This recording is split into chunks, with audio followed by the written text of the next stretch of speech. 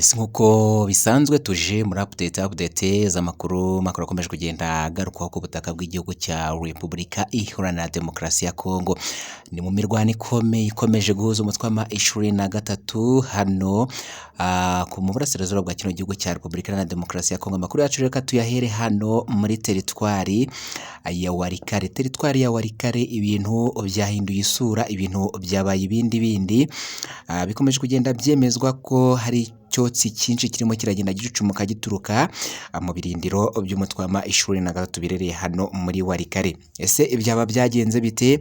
Hari amakuru rero akomeje kugenda yemeza ko ku ruhande rw'igisirikare cya Repubulika Iharanira Demokarasi ya Kongo kirangajwe imbere n'abasirikare b'igihugu cy'u Burundi baje gukoresha Sukhoi 25 izi Sukhoi 25 ni indege z'intambara zikoreshwa n'igisirikare cya Repubulika Iharanira Demokarasi ya Kongo muri iyi mirwano ikomeje kugenda ibahuza ni umutwe wa M23. Kugeza amagingo aya rero biravugwa ko izi drones ndetse na Sukhoi 25 zaje kurasa mu birindiro by'ingabo z'uyu mutwe wa M23 hano muri Walikale. Amakuru akaba yemeza ko hano Walikale haguye abasirikare benshi ku ruhande rw'umutwe wa M23 ndetse abandi bakaza gukomerekera muri kino gitero simusiga. Ni igitero rero cyabaye ahagana saa 3 zishyira saa 4 z'uyu munsi tariki ya 29 z'uku kwezi kwa 9 uyu mwaka turimo w'ibihumbi 2025. Amakuru akomeje kugenda yemeza ko hano muri Walikale ibintu byahinduye isura, ndetse ku ruhande rw'abasirikare ba M23 nabo bakaba baje kuba bashaka buryo ki basubiza inyuma ingabo ku ruhande rw'igisirikare cya Repubulika Iharanira Demokarasi ya Kongo zirangajwe imbere n'abasirikare b'Abarundi ndetse na Wazalendo. Mu gihe izi drones ndetse na Sukhoi 25 zagabaga igitero mu birindiro by'umutwe wa M23 birereye hano Walikale, amakuru akomeje kugenda yemeza ko n'iy'ubutaka abasirikare ku ruhande rw'igisirikare cya Repubulika Iharanira Demokarasi ya Kongo nabo baje kuza kunyura y'ubutaka basa naho bahurizamo hagati y'umutwe wa M23. Radio Kapi yumvikanira ku butaka bw'iki gihugu cya Repubulika Iharanira Demokarasi ya Kongo dukesha aya makuru ikaba yemeza ko ibintu byabaye ibindi abasirikare ku ruhande rw'igisirikare cya Repubulika Iharanira Demokarasi ya Kongo bakomeje kugenda bagaragaza ko bahagaze neza ku mirongo y'urugambire. Byinshi rero kubikomeje kugenda bigarukwaho hano Walikale turaza kubinyarukiraho nanone mu makuru yacu ariko reka tunanyarukire Uvira naho bikomeje kugenda bigarukwaho ko imirwano aho igikomeje nyuma y'uko twabagejejeho inkuru yemezaga ko hari abasirikare ku ruhande rw'igisirikare cy'u Burundi rero baje kuza kugira hano muri Uvira n'amakamyo agera mu 8 yaje kugaragara yinjira hano Uvira, aho byakomeje kugenda byemezwa ko ari abasirikare ku ruhande rw'igihugu cy'u Burundi bari binjiye hano Uvira. Maginganga rero bikaba bikomeje kugenda byemezwa ko ari amaraso mashyashya rero agiye kuza kwiyongera hano ari Uvira cyane muri zinkengero z'uyu mujyi wa Uvira.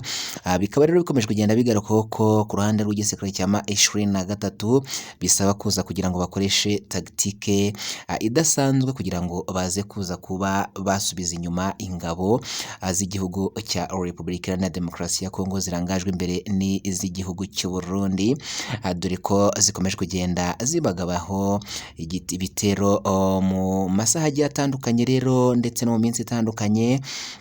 Bikaba bikomeje kugenda byemezwa ko umutwe wa M23 ukomeje kugenda ugeramirwa n'ibitero bikomeje kugenda bibagabwaho cyane hano muri izi nkengero z'uyu mujyi wa Uvira.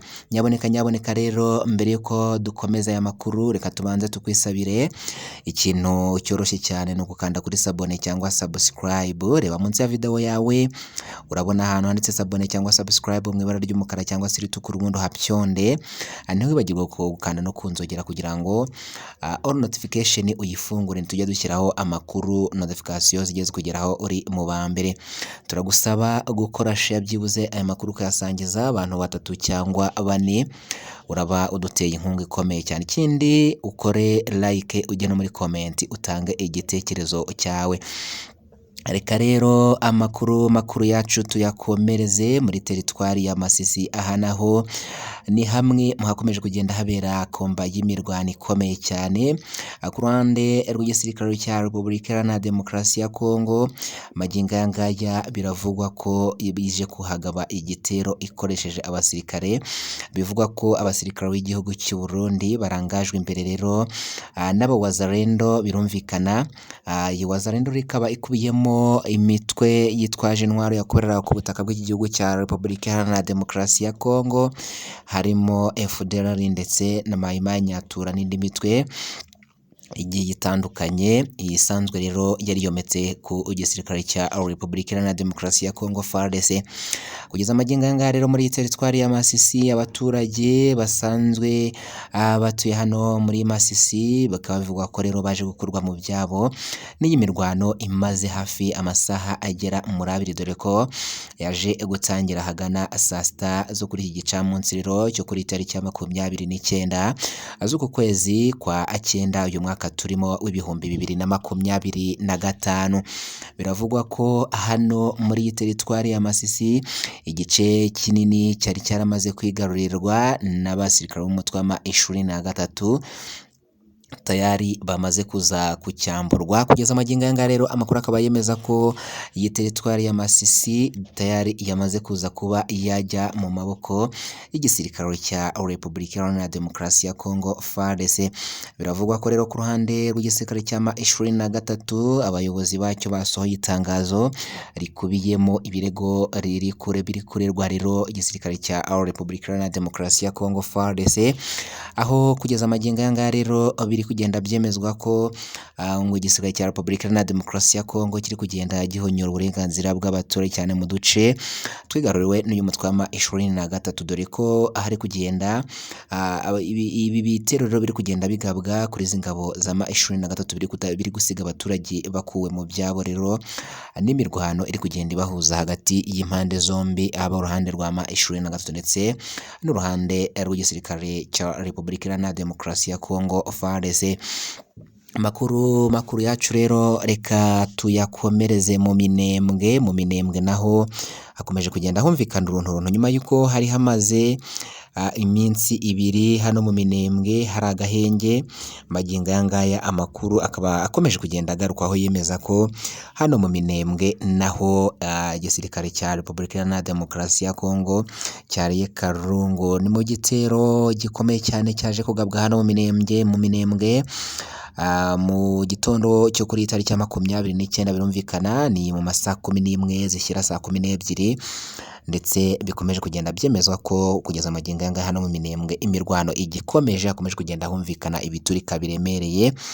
Ku ruhande rw'igisirikare cya Repubulika Iharanira Demokarasi ya Kongo barimo barakubita agatoki ku kandi, bifuza kuba bafatiye Minembwe nayo bakayishyira mu biganza by'igisirikare cya Repubulika Iharanira Demokarasi ya Kongo. Birumvikana ku butegetsi bwa Perezida Felix Antoine Tshisekedi Chilombo. Nguko ngayo rero update z'amakuru yarakomeje kugenda agarukwaho muri aka kanya, gusa turakomeza kugenda dukurikirana amakuru 5 kwa 5 ko turi bugende tubona update, turagenda tuyabahereza 5 kuri 5. Icyo tugusaba ni ikintu cyoroshye, ni ukutwiyungaho ubundi ugakanda kuri sabone cyangwa subscribe, ubundi tukajya tuguhereza amakuru 5 kwa 5 ko tuyashyizeho ukajya uyabona uri mu bambere. Turagusaba rero gukora like, ujye muri comment, utange igitekerezo cyawe kuko nacyo ni ingenzi cyane. Ibyizo bishime bibe nabyo bine kugira ngo tubone uburyo dukosora tujye tukugezaho amakuru acukumburanwe ubuhanga, amakuru acukumburanwe ubushishozi ndetse amakuru yizewe cyane. Wakoze kuba natwe rero, ciao bye, amakuru naka agaruka.